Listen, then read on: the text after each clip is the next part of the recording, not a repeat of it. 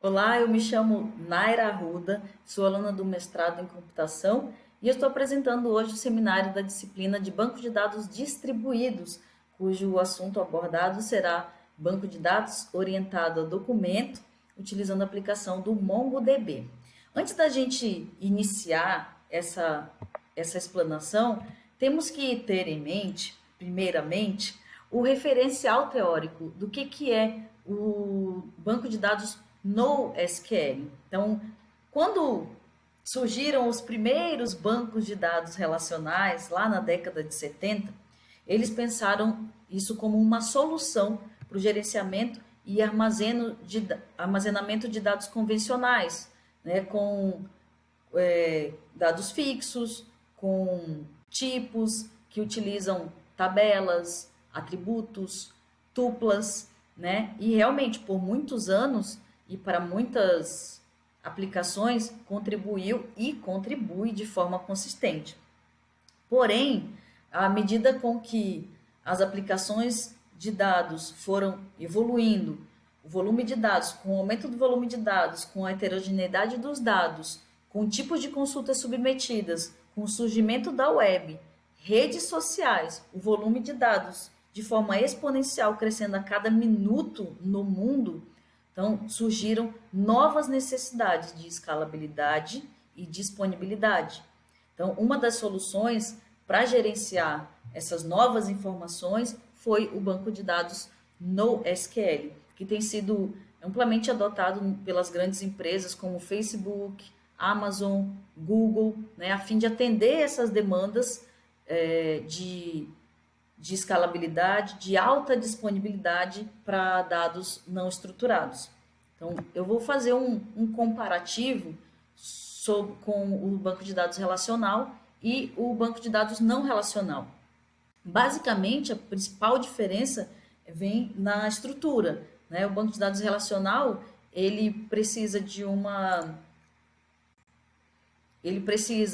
tabelas, né, de campos, ele precisa de tabelas, de campos e principalmente o relacionamento entre essas tabelas. O banco de dados não relacional, essa estrutura de esquema, de tabela, não são necessárias, né? O que faz com que o banco de dados NoSQL apresente algumas características fundamentais que o diferenciam do tradicional sistema de banco de dados relacional, o que o torna mais adequado para armazenamento de grandes volumes de dados estruturados e semi-estruturados. Eu trouxe três características que eu achei importante trazer, abordar, que é a escalabilidade horizontal, onde ocorre um aumento do número de máquinas disponíveis para o armazenamento e o processamento desses dados.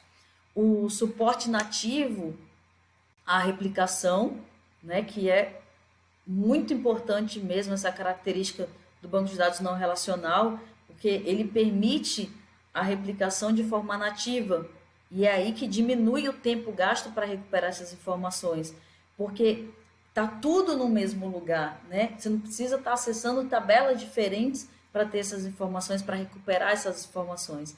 E a consistência eventual, né? E essa característica ela tem com o princípio, o teorema CAP, que é a consistência, a disponibilidade e a tolerância ao particionamento.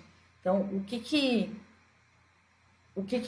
como ele funciona? Então, em um dado momento, ele só é possível garantir de duas dessas três propriedades existentes.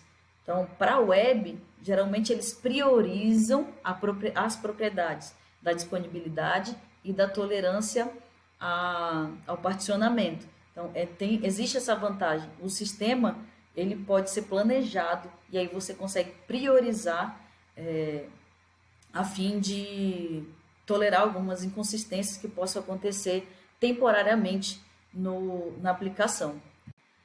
Falando agora de forma mais específica, né, de banco de dados não relacional orientado a documentos. Né? Como que esses documentos são armazenados e o que realmente é? Nada mais é que um objeto com com um identificador único, que é o Object ID, e um conjunto de campos, que podem ser strings, podem ser listas ou documentos aninhados. Então, nós temos um conjunto de documentos, né? E em cada documento nós temos um conjunto de campos, que são as chaves e o valor desses documentos. Então, aqui nós temos um bloco, né, com esses dados, o nome Daniel, o endereço, filhos, aqui ele tem 2, então já forma ali uma lista, e também possui 2 telefones, então eu posso ter esses vários tipos de dados dentro de um bloco só, de um documento só.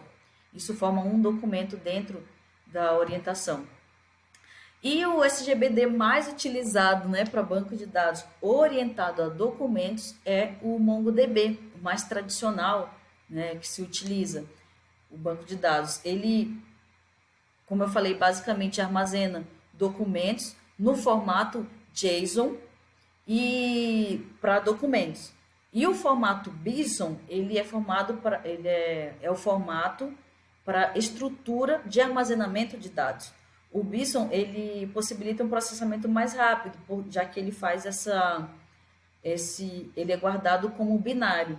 Então, ele permite representar dados mais complexos, né, com um maior número e de forma mais rápida, como, por exemplo, data com informação de fuso horário, números muito grandes e que precisam de maior precisão decimal.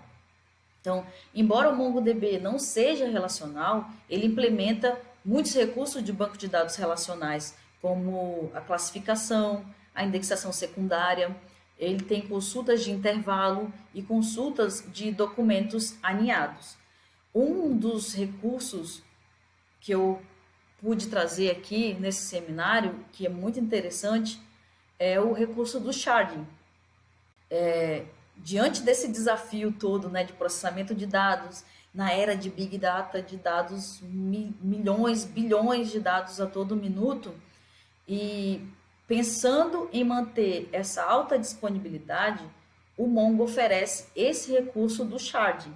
Ele permite que aos usuários particionar os seus dados em vários conjuntos de réplicas, como pode ser observado nessa imagem. Então, nada mais é do que um sistema de cluster de banco de dados usado para expandir dados maciços horizontalmente, né? Os dados, eles são divididos e armazenados como nós de dados, para lidar com cargas de dados maiores. Então, quando o sharding é aplicado, ele pode reduzir essa pressão sobre o desempenho de uma única máquina, né? Causada por alto volume de dados, alta taxa de transferência, e aí ele melhora o desempenho desse acesso aleatório em um grande volume de dados. E esse sharding, ele inclui principalmente 3 partes, que é o servidor de shard, que é essa parte aqui, o servidor do roteador, esse verdinho, e o servidor de configuração. Então, os dados reais são armazenados no servidor de shard, em cada servidor, em cada replicação que ele faz aqui, que pode ser um conjunto de réplicas ou somente um servidor mesmo. O servidor de roteador, que é esse aqui, ele é propriamente dita a requisição que os clientes fazem, né? E ele é usado para endereçar e localizar as solicitações desses clientes. E todas essas requisições que ele faz precisam ser tratadas como um documento e encaminhada ao servidor shard correspondente. Então, faz aqui e vem para cá.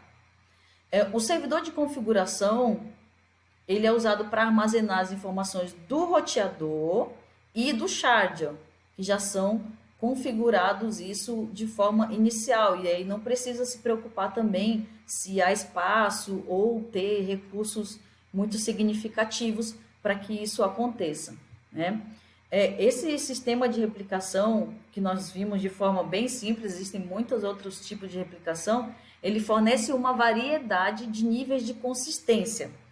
o MongoDB, ele permite que os usuários configurem o nível de consistência de cada operação, requisitos de segurança e desempenho dessas operações. Então, esse é um outro recurso que eu quis trazer também, são essas consistências do Mongo. É possível controlar a escolha com a solução de preferência de leitura dessas operações. Então, quando um aplicativo consulta um conjunto de réplicas, ele tem a oportunidade de negociar consistência, disponibilidade, latência e taxa de transferência para cada tipo de consulta. Esses níveis de consistência nos conjuntos de réplicas do Mongo, eles são expostos por clientes, por meio de quê? Do Read Core Concert e o Write Concert, que são parâmetros de leitura e gravação. Então, o Write Concert, ele especifica qual garantia de durabilidade uma gravação deve satisfazer antes de ser confirmada por um cliente. Então, o que ele faz? Ele pode ser especificado aqui, como visto na figura, como um valor numérico ou com um majoritário. E aí, um cliente executa uma operação de gravação, aqui esse Wzinho representa uma operação de gravação, e aí ele recebe uma informação, assim que a informação, que a gravação for confirmada localmente, o primário, que é esse daqui, atendeu, no primário que atendeu essa gravação. Então, se o nó primário falhar, esse nó primário falhar, ou ficar disponível, ou mantido, retido, uma das réplicas será automaticamente substituída. Então, e aí ele passa para esse próximo nó aqui, o secundário. Então, depois que ele se recupera da falha, esse nó primário, ele se junta ao conjunto das réplicas e funciona como um nó secundário da próxima vez. O Read Concert, ele determina a durabilidade e, em alguns casos, a consistência dos dados retornadas do servidor, certo? Então, essa é uma pequena parte das dezenas de recursos que o Mongo oferece. O conteúdo apresentado foi baseado nesses arquivos disponibilizados pelo professor. Eu agradeço e até mais.